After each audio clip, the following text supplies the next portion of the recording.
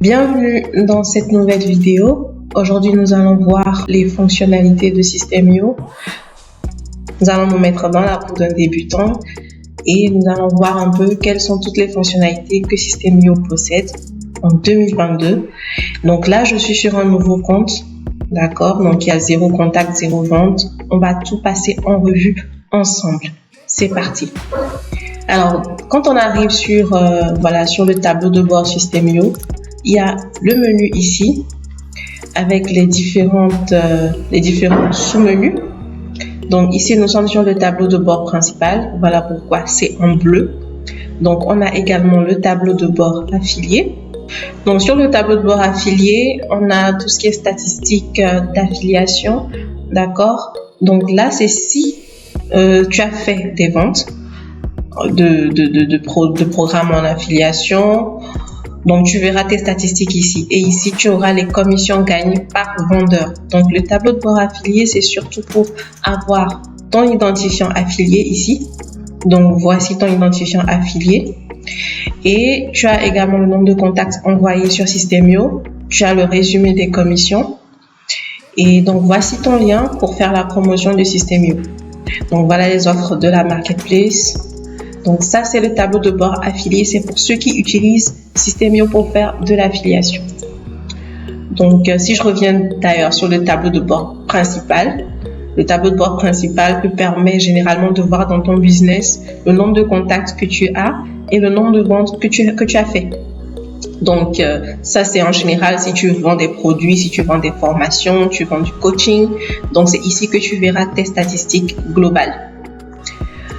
Alors ensuite, on passe à la marketplace. Donc, la marketplace, c'est un peu une place de marché, si on peut dire ça, qui regroupe toutes les offres qu'il y a sur System.io.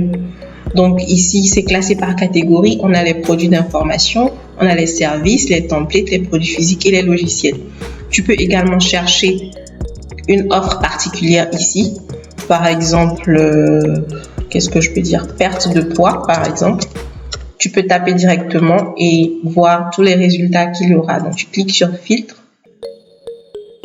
Et voilà, donc tu as tous les programmes qui parlent de perte de poids, etc. Donc, c'est un peu comme ça que tu peux utiliser la marketplace. Donc, ici, tu as les programmes d'affiliation avec le montant des commissions générées. Et tu peux voir quels sont les meilleurs programmes d'affiliation. Donc, c'est pas forcément classé par ordre d'importance générale, mais c'est classé par ordre d'importance au niveau des 30 derniers jours. Donc, tu as le taux principal, le taux du premier niveau des commissions de ces personnes-là, et tu as le second niveau. Donc, s'il y a des commissions second niveau, tu vois, ça voudra dire que tes affiliés aussi pourront percevoir 10% du produit s'ils font de l'affiliation. Donc, voilà un peu tout ce qui concerne les offres d'affiliation, les programmes d'affiliation. Ça te permet de connaître les meilleurs programmes d'affiliation, ceux qui font le plus de chiffres, ceux qui versent le plus de commissions. Donc, c'est ici. Ça, c'était la marketplace. Donc, c'est ici que tu peux publier tes offres, d'accord? Tu peux publier tes offres sur la marketplace pour que d'autres personnes puissent en faire l'affiliation ou tout simplement pour les vendre. Tu vois, donc actuellement, il y a 2043 offres sur la marketplace. Voilà, sachant qu'une seule personne peut avoir 10, 20, 30 offres. Très bien, donc ça c'était la marketplace. Donc on a terminé la partie tableau de bord. Ensuite, on passe aux contacts. Donc les contacts ici, c'est ici que tu verras tous les contacts que tu as capturés avec tes pages de capture. Donc ici, par exemple, tu as l'email, le prénom, etc. Donc, ça dépendra de toutes les informations que tu auras mises sur ton formulaire de capture. Si une de ces informations est renseignée par ton prospect, cela apparaîtra ici. Donc, avec le nombre de personnes que tu as, donc tu as capturé le contact. Donc ici, les filtres enregistrés. Si tu as utilisé des filtres pour trier. Donc, voilà, globalement, c'est ça. Donc ici, pour ajouter, tu peux ajouter un contact manuellement en cliquant sur ce bouton. Donc, tu peux saisir manuellement l'email, le nom de famille, le pays, etc. Toutes les informations dont tu disposes. Tu peux également lui ajouter un tag. D'accord? Donc, on va voir tout de suite c'est quoi un tag. Voilà. Donc, ici, tu peux importer des contacts aussi. Donc, voilà, on te montre comment importer les contacts. C'est-à-dire, si tu as déjà une liste de contacts complète avec le nom, prénom et les adresses mail, ailleurs, tu veux l'importer dans System.io, c'est ici que tu viens. D'accord? Donc, ça doit forcément se trouver au format CSV. Et donc, voilà, tu vas les importer ici. Voilà, donc ça, c'était pour les contacts. Donc, maintenant, les tags.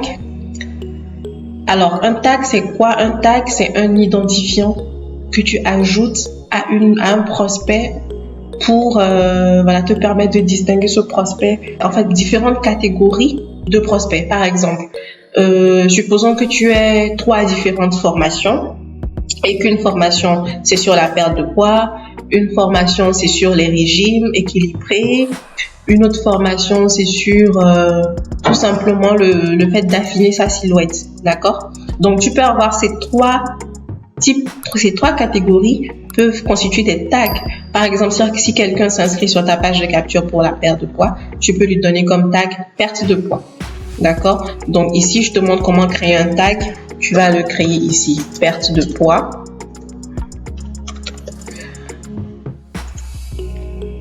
Voilà, sauvegarder. Et donc, voilà ton tag. Donc, ici, tu auras le nombre de contacts qui se sont inscrits dans la journée, le nombre de contacts inscrits hier, le total inscrit et le total des désinscrits. Tu peux tout voir ici. Donc, ce tag, tu vas l'ajouter après dans les règles d'automatisation de ta page de capture. On verra ça tout à l'heure.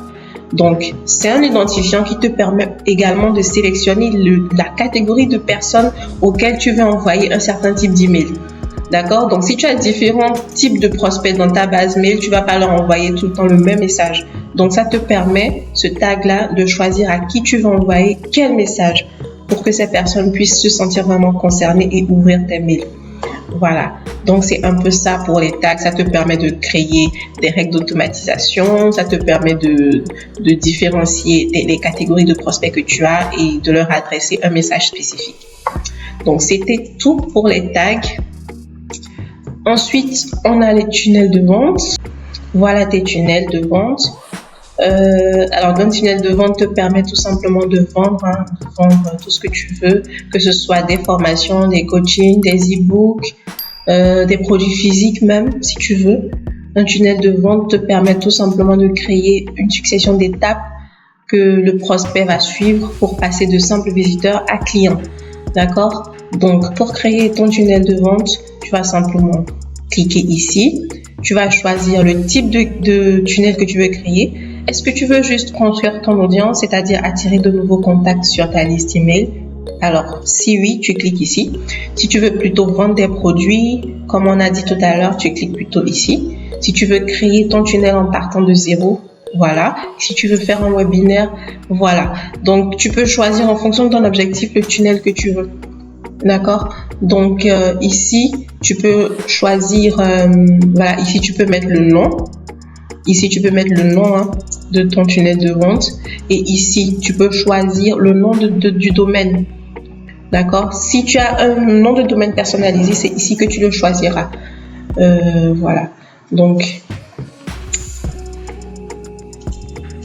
moi, pour ma part, j'ai pas de nom de domaine personnalisé sur ce compte-ci, puisque c'est un compte pour l'exemple. Mais si tu as un nom de domaine personnalisé qui se termine par exemple par .com ou .fr ou .net, il s'affichera ici, tu pourras le sélectionner. Ce qui fera que quand quelqu'un arrive sur ton tunnel de vente, il ne verra pas le .System.io dans le nom de ton tunnel. Il verra directement ton nom avec le .com à la fin, ton nom de domaine. Donc ici, tu peux mettre le nom du tunnel, tu peux mettre test. Voilà, tunnel test. Tu peux choisir de construire ton audience par exemple. Ici, normalement, si tu construis juste ton audience, tu n'as pas besoin de dire, de délimiter en fait la monnaie de paiement. Ou voilà, oui, c'est bien ça, la monnaie de paiement. Mais si tu vends des produits, par exemple, tu peux délimiter. Si tu n'habites pas dans l'espace européen, par exemple, tu peux choisir le dollar, etc. Mais bon, c'est à toi de voir. Donc ici, par exemple, on choisit de construire notre audience. On va cliquer sur créer. Et voilà, on arrive. Donc, puisque l'objectif est de construire notre audience, on a simplement une page de capture et une page de remerciement. Donc là, c'est un tunnel de prospection. Parce que tu prospectes, tu attires des prospects. Donc voilà, ça c'est un tunnel de prospection. Et donc voilà, tu as ici des exemples de templates que tu peux utiliser, que tu peux sélectionner directement ou d'abord prévisualiser. Quand tu cliques sur prévisualiser, tu vois un peu l'aspect du tunnel en vrai. Et ici, tu sélectionnes pour l'appliquer à ta page de capture. Donc tu peux également partir de zéro. Tu peux partir de zéro. Pour ça, il suffit d'aller tout en bas et tu choisis, tu vois, tu choisis ici la feuille là, la feuille vide là. Sinon, tu peux prendre n'importe quel tunnel qui te plaît. Qu'est-ce qu'on peut prendre par exemple? Un beau tunnel. Par exemple, tu fais prévisualiser. Voilà. Donc, tu as ici l'image de ta page de capture. Voilà comment elle va s'afficher pour tes clients ou tes prospects. Donc, tu peux retourner ici et puis sélectionner si tu veux. Mais moi, je préfère les pages de capture avec formulaire direct. Prévisualisons ceci. En fait, plus ta page de capture est simple, plus elle fonctionne. Donc, par exemple, ici, tu vois, on te dit juste prénom, email, validé. Prénom, email, validé. Donc, ça peut être intéressant. Donc, on peut tout simplement choisir ça. Ou tu peux choisir autre chose. Ou tu peux choisir ceci, par exemple. On prévisualise encore. Donc ça, c'est si tu veux partir d'un template, d'accord? Ici, on dit juste la meilleure façon de créer des pages de capture. Non, email, voilà. Donc, tu peux choisir celle que tu veux. Par exemple, si on choisit celle-ci, voilà. Donc, on a notre page de capture, d'accord? Ensuite, la page de remerciement. On peut également choisir une page de remerciement. Elle est sympa, celle-là. Ouais, sélectionner. Et voilà, donc on a notre page de capture ici et notre page de remerciement là. D'accord? Donc ici, tu peux faire tout ce que tu veux. On pourra revenir en détail sur les tunnels de vente dans une autre vidéo pour que celle-ci ne soit pas trop longue. Donc voilà un peu ce que tu peux faire globalement. En cliquant ici sur la petite baguette magique, tu peux modifier la page. En cliquant sur l'œil, tu peux voir la page. En cliquant ici, tu peux enregistrer l'étape par exemple. Enregistrer l'étape, c'est enregistrer les modifications que tu fais ici. Par exemple, au lieu de dire page de capture, tu peux nommer ça bienvenue par exemple, tu vois. Donc, une fois que tu as fait cette modification, tu peux modifier également le lien bienvenue. Pour enregistrer cette modification, tu cliques juste là. Et voilà, on te dit l'étape du tunnel a été enregistrée avec succès. Donc, c'est ça. Ici, tu peux changer le modèle de la page pour utiliser un autre modèle. Mais attention, toutes tes modifications seront perdues. D'accord? Donc voilà, donc ici tu as les règles d'automatisation, c'est-à-dire ici tu peux décider ce qui se passe quand quelqu'un s'inscrit sur ta page. Ici tu as le test AB, utiliser plusieurs pages pour voir laquelle marche le mieux. Ici tu as les statistiques pour voir le nombre de personnes qui se sont inscrites et le nombre de personnes qui ont vu la page et celles qui se sont inscrites, et donc ça donne le taux de conversion. D'accord? Tu as également la partie vente si tu as une page de vente dans ton tunnel. Ici, tu as les ventes. C'est pareil. Tu as le deadline funnel. Ici, le deadline funnel veut dire que tu peux pousser tes contacts à profiter d'une de tes offres. Et une fois que la personne s'est inscrite à ta liste, elle disposera d'une certaine durée pour profiter de l'offre. Et passé ce délai, la personne sera automatiquement redirigée vers une autre page. Ce sera la page que tu auras choisie. Et donc, tu peux créer un deadline funnel avec tes pages de paiement ou tes pages de vente. Et tu peux utiliser n'importe quelle page de redirection après l'expiration du délai. D'accord? Voilà. Donc, ici, les contacts, tu auras la liste des contacts qui sont rentrés dans ton tunnel, qui se sont inscrits. Voilà un peu tout ce que tu peux faire avec un tunnel de vente. Voilà. Donc, maintenant, tu as la partie email, tu as la partie blog, automatisation, vente et aide. D'accord? Donc, la partie email, on commence avec la newsletter. La newsletter, voilà, donc ici, tu peux créer des emails, d'accord, en cliquant simplement ici. Tu mets un sujet, bienvenue, d'accord, le nom de l'expéditeur, tu vas mettre ton nom tel qu'il apparaîtra dans la boîte mail de ton prospect, Sonia par exemple. L'adresse mail, on garde l'adresse mail. Nouveauté très intéressante, c'est que désormais, tu peux utiliser une adresse mail Gmail pour envoyer des emails. Ce n'était pas le cas jusqu'à maintenant. Donc aujourd'hui, on est le 14 septembre 2022. Donc jusqu'ici, c'était pas possible. Mais maintenant, oui. Donc tu as la possibilité donc d'utiliser ton adresse Gmail. Avant, il fallait obligatoirement utiliser une adresse mail professionnelle. Mais bon, c'est pas très conseillé d'utiliser ceci parce que ça baisse ta délivrabilité, c'est-à-dire que tes mails iront plus souvent en spam. Et donc, ça va affecter tes statistiques sur System.io et ça va faire que tu pourras pas facilement contacter tes prospects, tes mails vont se retrouver plus facilement en spam, les gens vont pas lire tes mails, ils vont pas les ouvrir et donc, franchement, tu vas travailler pour rien en fait. Donc, dès que tu peux, achète-toi un nom de domaine professionnel pour envoyer des mails. Donc ici, tu as l'éditeur visuel et tu as l'éditeur classique. Donc l'éditeur visuel te permet un peu comme dans un tunnel de vente, d'accord, avec l'éditeur, de créer des images, d'ajouter plein de petites choses. Donc tu vois, tu peux insérer des images, du texte, des boutons, voilà, utiliser plusieurs colonnes, etc. Donc moi je n'aime pas trop cet éditeur parce qu'il est un peu trop compliqué. Je préfère le classique tout simplement où tu te contentes de rédiger. Donc ici, une fois que tu es passé sur l'éditeur classique, l'éditeur visuel, pardon, tu peux tout simplement revenir sur l'éditeur classique ici. Donc si tu débutes, je te conseille de te limiter à ça. C'est très facile à prendre en main. Ici, tu rédiges tout simplement un email. Bienvenue dans ma liste email. Bienvenue dans ma liste email. Voilà. Donc, tu écris tout ce que tu veux ici. Et puis après, tout simplement, tu vas signer. Et voilà. Donc, ensuite, une fois que tu as fait ça, qu'est-ce que tu fais? Attendons, regardons ici. On dit que ce domaine n'est pas authentifié. Effectivement, comme je te l'ai dit, c'est pas authentifié parce que c'est une adresse gmail.com, c'est pas un nom de domaine professionnel. Donc, pour savoir comment l'authentifier, il suffit de cliquer sur cet article et on t'explique tout. Donc, si tu veux ajouter une pièce jointe, par exemple, envoyer un e-book à quelqu'un, tu peux le faire ici en cliquant sur ajouter une pièce jointe, choisir le fichier et tu iras le choisir sur ton ordinateur. Ou tu peux glisser le fichier, le déposer là. Ici, tu vas choisir, tu vois, ici tu vas choisir les tags en fait, les personnes à qui tu veux envoyer cette liste. Donc si j'avais différents tags, je choisirais les personnes à qui je veux envoyer. Et les personnes à qui je ne veux pas envoyer, ils ne recevront pas le mail.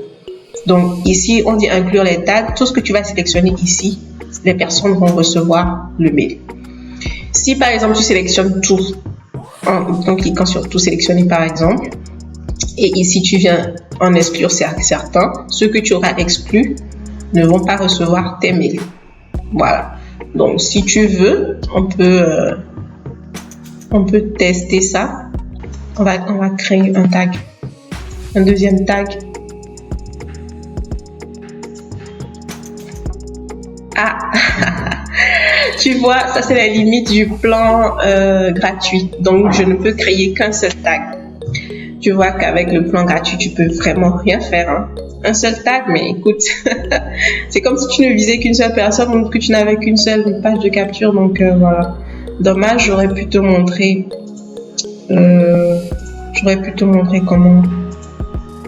comment faire la différence entre les tags ici. J'essaierai peut-être dans une vidéo avec un autre de mes comptes où j'ai un abonnement. Donc voilà, donc une fois que tu as sélectionné les personnes à qui tu veux envoyer, si tu vas ajouter le prénom par exemple, tu viens ici et tu utilises variable de substitution et tu mettras, voilà, ici tu choisiras le prénom, ok, et tu mets bonjour. Donc tu vas mettre bonjour tel, bienvenue dans ma liste email. Voilà, donc si la personne s'appelle Sonia et qu'elle a renseigné son nom Sonia sur ta page de capture, tu auras ici bonjour Sonia dans la boîte de la personne. Voilà. Donc, mais par contre, si la personne n'a pas renseigné son nom sur ton formulaire de capture, si ton formulaire de capture ne demande que l'adresse mail des personnes, n'envoie surtout pas ça. D'accord? N'ajoute pas cette variable-là parce que ça apparaîtra exactement comme ça dans la boîte de la personne. La personne verra bonjour first name. D'accord? Et ça, c'est pas du tout professionnel. Donc, si tu ne demandes pas de prénom sur tes pages de capture, tu n'utilises pas cette variable. D'accord? Tu diras simplement bonjour. Et pour ne pas te tromper, je te conseille d'avoir une seule façon de procéder. Pour ne pas te tromper, soit systématiquement tu demandes le prénom, soit systématiquement tu ne demandes que l'adresse mail. Pour que le jour où tu as envie d'utiliser les variables, que tu ne te trompes pas. Voilà. En demandant le prénom alors qu'en réalité, personne n'a mis son prénom dans tes contacts. Super, donc ça c'est tout. Quand tu finis, tu peux envoyer un email de test. Et donc ici, tu vas... voilà. Donc tu vois, ils ont envoyé l'email de test à mon adresse mail avec laquelle j'ai créé mon compte Systemio. Et ensuite, donc ça veut dire que dans ma boîte mail, je vais retrouver le mail et je verrai comment mon prospect reçoit son mail, tu vois. Et une fois que tu as fini, une fois que tu as envoyé les emails de test et que tu es OK avec la façon dont ton message se présente dans la boîte de tes prospects, et ensuite tu peux enregistrer et préparer l'envoi, tout simplement. Voilà. Donc ici, tu vas mettre planifier, tu choisis ton heure d'envoi. Si c'est l'heure, si tu veux envoyer en même temps, tu mets envoyer maintenant. Sinon, tu veux prévoir envoyer ça demain, par exemple, tu peux mettre ici la date de demain avec l'heure à laquelle. Par exemple, ici, on peut choisir le 15 et comme heure, on peut choisir 7 heures du matin. Voilà. Et puis, on va mettre envoyer et ça partira à 7 heures. Donc, voilà un peu ce que tu peux faire dans une newsletter. Voilà. Ensuite, tu as les campagnes. Donc, c'est quoi la différence entre une campagne et une newsletter? Une campagne te permet de créer une séquence mail, en fait. Donc, ici, par exemple, tu peux créer ta séquence, disons, perte de poids. Tu peux créer une séquence par type de prospect. Ici, tu peux mettre une description ou pas. Et voilà. Donc, dans cette campagne-ci, tu pourras mettre le nombre d'emails que tu veux envoyer à cette catégorie de personnes. Tu peux envoyer 3 emails, 5 emails, etc. En les programmant, en fait. D'accord? Tu peux créer une étape. Ici, tu vois que ça se présente de la même façon. Donc, tu vas créer un email et ensuite le programmer tout simplement. Par exemple, tu vois le délai. Le délai, c'est le moment auquel ce email va partir. Le nombre de contacts à cette étape te permet de savoir combien de personnes ont déjà reçu cet email. Voilà le nombre d'emails envoyés, le nombre d'emails ouverts, le nombre de clics sur ton email. Et ici, actif, c'est lorsque tu l'actives, tout simplement.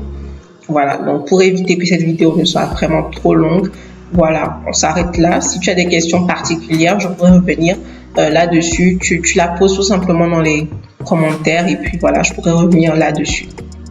Statistiques des emails maintenant. Voilà, donc ici, ça te permet de savoir un peu ce que tu fais, les résultats que tu as avec tes emails. D'accord? Donc ici, tu as le groupe dans lequel tu es. Donc, tu es dans le groupe nouvel utilisateur. Faut savoir qu'au début, on limite la vitesse d'envoi de tes emails. Et il faudra que tu envoies au moins 500 emails avant que tes emails ne soient envoyés rapidement.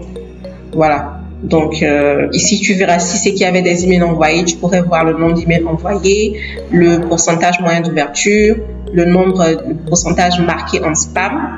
Ça te permet de savoir si vraiment ta délivrabilité n'est pas bonne, si énormément, plus de 10% de tes mails partent en spam, c'est pas bon. Pourcentage moyen de bounce. Ici, bounce, ça veut dire qu'il y a un rebond. Un rebond, c'est peut-être dû parfois aux adresses email fausses que certains petits malins renseignent juste pour avoir accès à ce que tu as derrière ta page de capture.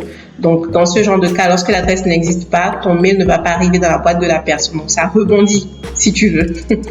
Donc, voilà. Ici, c'est un peu ton tableau de bord pour savoir tout ce qui se passe concernant tes emails et pour pouvoir améliorer tes statistiques.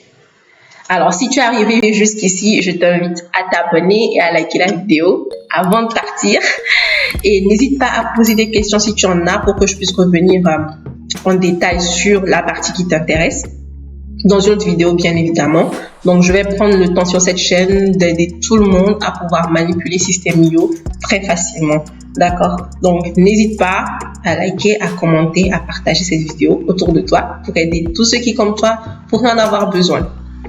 Alors, ensuite, on a les blogs. Donc, les blogs, ici, voilà, tu connais les blogs, hein? Tu peux créer ton blog sur System.io. Ici, l'interface a changé. C'est intéressant, c'est très joli. Voilà, donc tu as des templates maintenant de blog. Tu vois tout ce que tu peux faire avec System.io. Donc, si tu as envie de créer un blog sur System.io, tout ce que tu fais, tu donnes un nom à ton blog. Chemin de l'URL, tu peux choisir le nom que tu veux lui donner. Aperçu du modèle, tu peux choisir le type du template. Et voilà. Alors, ici, qu'est-ce qu'on peut choisir? Il est pas mal celui-là. Tu peux également ici, comme dans les tunnels de vente, voir un peu de quoi le blog a l'air avant de l'importer. D'accord, donc ici tu vois un peu à quoi il va ressembler. D'accord, et ce que tu pourras faire dessus. Voilà. Donc voici à quoi ressemblera ton blog. Voilà, à quoi ressemble ton blog. Donc tu peux avoir un blog tout à fait professionnel sur System.io avec ces fonctionnalités-là. D'accord. Donc on va pas trop s'éterniser ici. Il te suffit tout simplement de cliquer et puis de cliquer sur créer tout simplement. Et voilà, après tu pourras le modifier comme tu veux. Donc encore une fois, si tu as des questions particulières, il suffit de me le dire et puis je ferai beaucoup plus de détails sur la partie concernée. Donc voilà, pour les blogs. Bon, juste pour te montrer un peu plus ce que tu peux faire sur un blog. Après avoir créé le blog comme ceci, tu peux rentrer à l'intérieur et puis créer les articles de blog, d'accord? Voir comment les articles sont mis en page, c'est-à-dire ici tu peux modifier en fait l'article un peu comme tu modifies tes pages de capture, d'accord? Ici tu as les pages du blog, par exemple accueil, à propos, contact, boutique, etc. Voilà les pages d'un blog, c'est-à-dire c'est ce qui apparaît souvent dessus des blogs là. Voilà les pages. Ici tu as les catégories. Et donc, les catégories, ce sont généralement les catégories d'articles. Et voilà. Donc, ici aussi, tu peux les personnaliser pour que tu peux avoir 10 articles de la catégorie perte de poids, 10 articles de la catégorie régime, 10 articles de la catégorie affiner la silhouette, etc. Voilà. Donc, c'est ça, article, page, catégorie. Mise en page du blog, comment ton blog apparaît. Voir le blog, paramètres du blog. Ici, tu peux changer ce que tu avais mis au début. D'accord, le nom, le domaine, l'URL. Et voir le blog, on l'a déjà vu, mise en page, te permet de modifier en fait la façon dont ton blog apparaît. Voilà. On va pas trop s'attarder là-dessus. Je pourrais répondre à tes questions si tu en as. Ensuite, on passe à l'automatisation. On a d'abord les règles d'automatisation. Si tu te rappelles, on avait vu les règles d'automatisation dans les tunnels de vente. Je te remontre. Donc, toutes les règles que tu auras mises là-bas viendront se mettre ici. D'accord? Donc, ici, par exemple, voilà, règle d'automatisation. On peut créer une règle. Ici, inscription sur la page. Si quelqu'un s'inscrit sur la page, quelle action on ajoute? On lui ajoute un tag. Quel tag? Perte de poids. Tu vois? Et tu sauvegardes la règle. Voilà, tu viens de créer une règle d'automatisation. C'est-à-dire, chaque personne qui va s'inscrire sur cette page de capture se verra ajouter le tag perte de poids. Tout simplement. Et donc, ici, si on rafraîchit la page, normalement, voilà, tu vois, ta règle d'automatisation est venue se greffer juste ici. Donc, voilà, tout simplement. Tu peux aussi ajouter une règle directement ici plutôt que de le faire dans les tunnels de vente. Encore une fois, voilà les limites du plan gratuit. Tu ne peux avoir qu'une seule règle. On ne peut vraiment rien faire avec le plan gratuit. Voilà. Donc, ça, c'est pour les règles d'automatisation. Pour l'éditeur de workflow, ce sont également des règles d'automatisation, mais beaucoup plus poussées. Donc, simplement, au lieu de simplement dire quand telle personne s'inscrit ici, fais-moi telle action, ou quand telle personne s'est inscrite, fais-moi telle action. Ici, tu peux aller beaucoup plus loin et définir tout un tas de schémas, d'accord? Par exemple, ici, tu vois tout ce que tu peux. Ça te permet en plus de prendre la suite des règles d'automatisation. Par exemple, tu avais dit là-bas qu'il faut ajouter un tag, d'accord? Donc ici, tu peux dire, une fois que ce tag est ajouté, qu'est-ce que je fais? Voilà, quel tag? C'est le tag perte de poids. Qu'est-ce que je fais? On te demande, est-ce que tu veux faire une action, prendre une décision ou attendre un certain délai? Donc, c'est à toi de voir ce que tu veux. Supposons que je veux prendre une action. Une fois qu'on a ajouté le tag perte de poids à mon prospect, qu'est-ce qu'il faut faire? Tu peux donner accès à une formation à ce prospect. Tu peux l'inscrire à une campagne mail. Tu peux le désinscrire d'une campagne. Tu peux lui envoyer un email spécifique. Donc, tu as plein de choses que tu peux faire et c'est beaucoup plus poussé que les simples règles d'automatisation. D'accord? Donc, supposons que je veux lui donner, je veux l'inscrire à une campagne. D'accord? Vu que de l'autre côté, je voulais créer une campagne, j'ai créé ma campagne perte de poids. Je l'inscris à la campagne, tout simplement. Et donc, il recevra automatiquement tous les mails qui ont été prévus dans la campagne perte de poids. Voilà un peu ce que tu peux faire. Et tu peux aller très loin. Tu peux à chaque étape ajouter de nouvelles actions. Tu peux automatiser ton business à l'infini. Une fois que je l'ai abonné à la campagne perte de poids, qu'est-ce que je fais? Voilà, ici tu peux avoir, tu as des conditions.